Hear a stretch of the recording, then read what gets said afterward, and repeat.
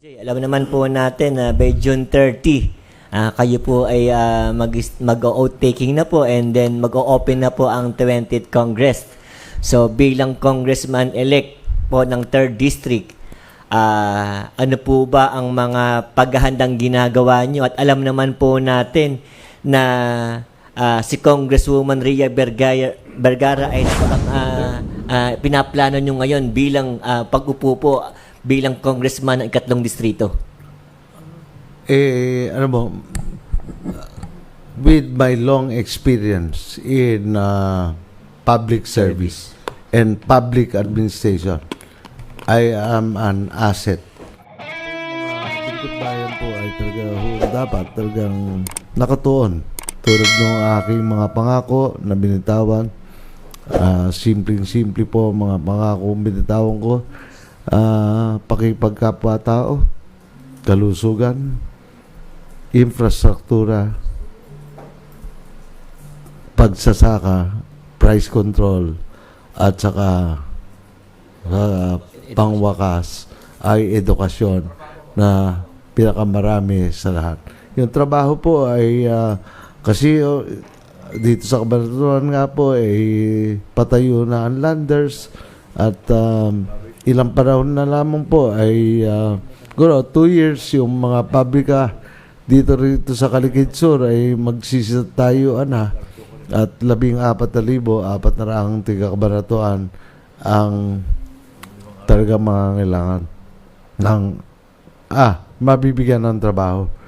In the same manner, ganun din po yung mga palengke natin. Kaya talagang yung palengke natin ay ilagay po natin sa ayos dahil ang mga palengke natin ay pawang talagang ipinagawa natin yan hindi dahil sa gusto natin gumastos. Yung palengke na yan ay nasunog. That public market has been gutted by fire. Now, because of politics, gusto ng iba, libre. It will be for free. Yung tinatawag nilang ano tawag mo ron, attorney? Ninyo? Yung goodwill po goodwill. Po. Hindi pwedeng libre ang lahat. Dahil kasi, ang iniintindi mo, yung mga, hindi lang yung kukuha ng pwesto sa palengke. Ang iniintindi mo, yung mga, yung mas nakakarami. 1,530 stall lang yan. Sa 1,530 stalls, then, if you really compute it, with the population of Cabanatuan at 327,325, it's not even 1% of the population.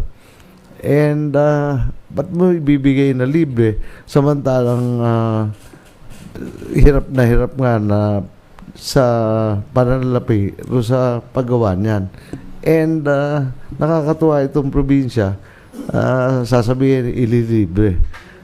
Baka kukunin yung mga dilentera o yung mga magagandang portion at sila magpaparenta. Medyo you are betraying the public trust.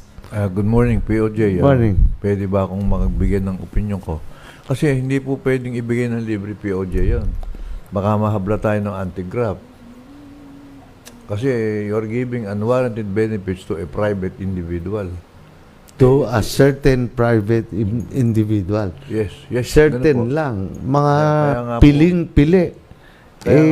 May krimen doon. Hindi po pwedeng mangyari yun. Ang maganda pa nga attorney rin, sa dalawang palengke na yun, ang sabi, at sumunod ang Cabanatuan doon sa mungkahi ng sangguniang panlalawigan na wag ialis mo yan bilang earning. Yang departamento ng ospital, yang departamento ng economic enterprise,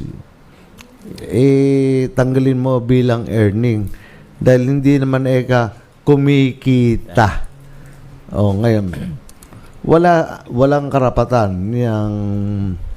yang lalawigan na sila ang magsabi kung magkano at sila ang tumasa kung mahal o mura yung goodwill money. Wala sila sa lugar doon. Kaya tamang-tama. Ano itatanong mo sa akin, Ninyo? Sa Kongreso? Apo, POJ, alam naman po natin na by June 30, kayo po ay mag-oath taking na po and then mag-open na po ang 20th Congress. So bilang congressman-elect po ng 3rd District, ano po ba ang mga paghahandang ginagawa nyo? At alam naman po natin na si Congresswoman Rhea Vergara ay nakatatlong term sa ikatlong distrito at siya po ay pinasalamatan last Thursday po yata sa House of Representatives na naging bilang ina ng pagbabago at progreso ng ikatlong distrito. Dahil kung titingnan po natin, napakarami pong buhay ang nabago eh. Isang halimbawa lang po yung MAIP na tinatawag, Medical Assistance Indigent Patient Program, na nagkaroon po ng 88,240 na pasyente na natulungan. Yun pong mga magsasaka na natulungan sa ikatlong distrito. Nakapagpatayo po ng cold storage ng sibuyas na 3. So yun pong mga diking na paggawa na talagang pinakinabangan ng mga magsasaka na protektahan ang kanilang mga pananim. At yun pong mga farm to market roads na 233 na talagang pinakabangan din po ng magsasaka. So ano po ba ang pinaplano nyo ngayon bilang pag-upo po bilang congressman ng ikatlong distrito?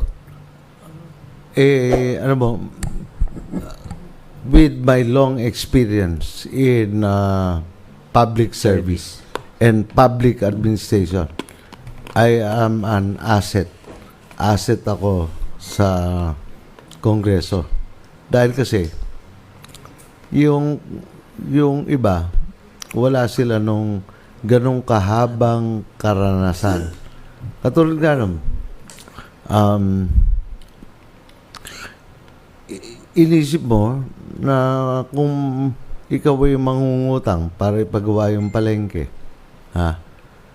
hindi mo dapat iutang yung buong palengke. Kailangan kasi habang tumatayo, tumutulong din yung nagkakagusto. Habang tumatayo,